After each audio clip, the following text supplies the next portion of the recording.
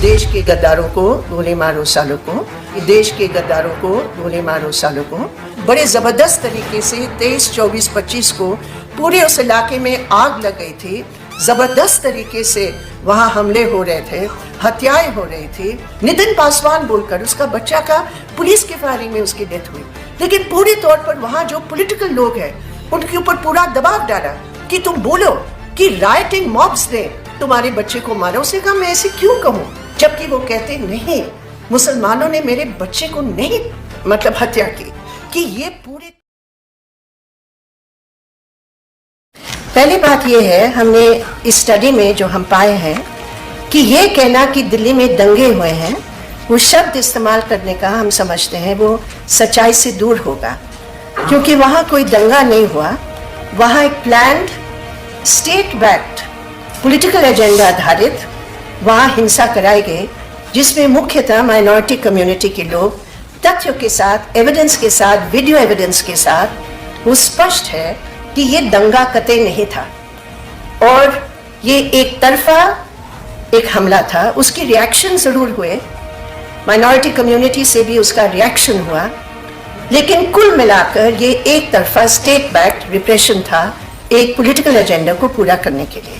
कि दिल्ली पुलिस हमारे साथ है और दिल्ली पुलिस जिंदाबाद, मतलब पहले दिन जहां वायलेंस शुरू हुई ये स्लोगन वहां सबसे इस्तेमाल, 3 मेन स्लोगन्स वहां इस्तेमाल किए थे जो हमारी स्टडी दिखाती है। एक है पुलिस के बारे में, दूसरी है कि जय श्री राम का नारा वहां बहुत इस्तेमाल किया गया था, और तीसरी बात थी कि जो एंटी सीए के जो पूरा एक एजेंडा था उस समय, वो नारा जो अनुराग ठाकुर जी ने उसको बहुत पॉपुलर किया था कि देश के गद्दारों को गोली मारो सालों को।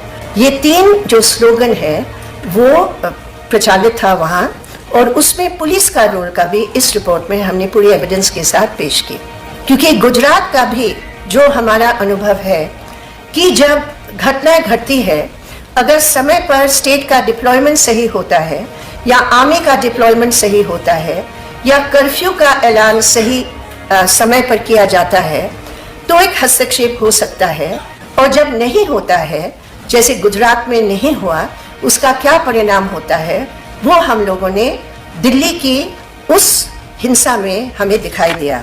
हमने एक चार्ट दिया है, वहाँ जो सेंसस और बाकी जो फिगर्स है, उस प्रभावित इलाके में लगभग 26 लाख आबादी है। वहाँ पे पुलिस स्टेशंस जो है उसकी भी डिटेल दिए हैं। आमतौर पर वहाँ 450 पुलिस का पूरे इलाके में, इतने बड़े इलाके में उसकी डिप्लॉयमेंट होती है। फरवरी 23 से जब हिंसा की घटनाएं शुरू हुई और तेज होते गए, फरवरी 28 तक एक समय 450 से लगभग 1300 का पुलिस का डिप्लॉयमेंट हुआ।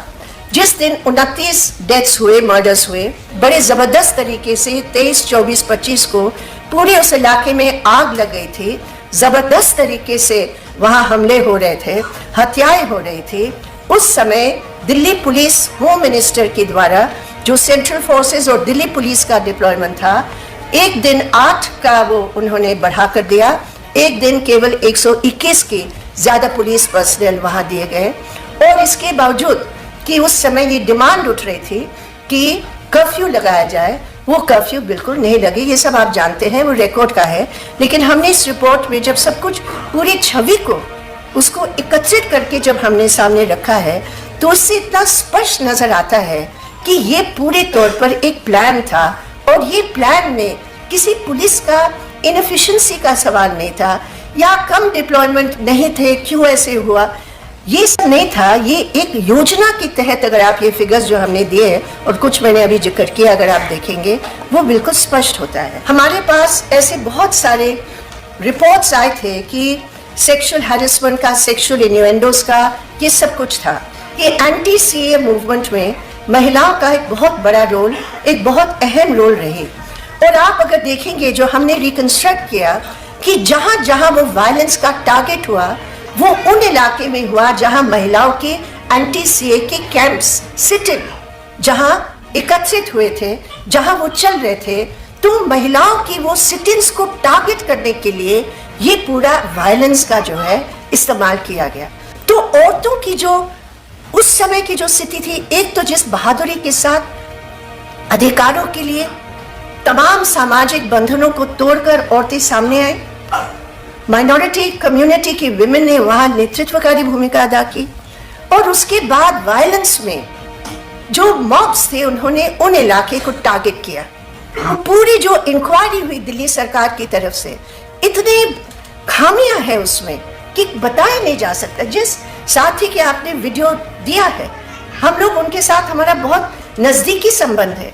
दुकान उनका जल गया, उनका एक दुकान जो पूरा जीविका थी वो खत्म हो गया। उसके लिए अब एक फ्रिज की जरूरत थी, उसके लिए बच्चों की पढ़ाई की जरूरत थी।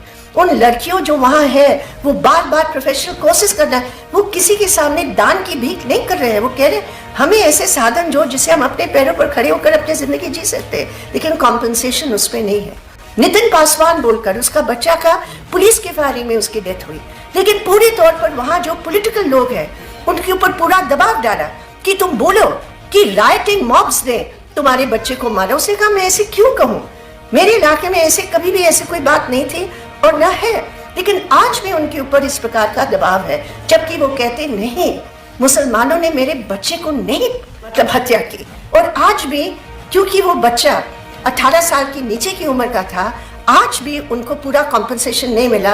वो कहते कि कॉम्पनसेशन भी उम्र के लिहाज से, क्योंकि जिंदगी भर वो तो तुम्हारा कमाई नहीं करता था, इसलिए 50% उनको कॉम्पनसेशन मिला। तो हमने बार बार पुलिस को भी कहा, ऐसे कुछ शरारती तबके हैं वहाँ जो हर मंगलवार को एक मंदिर से निकल के हनुमान जी के नाम से वहाँ इस प्रकार के जत्थे निकालते हैं और ऐसे भड़काने वाले स्लोगन देते हैं जो वहाँ उस इलाके को एक बार फिर प्रदूषित करने का, सांप्रदायिक रूप पर प्रदूषित करने का पूरा प्रयास हो रहा है।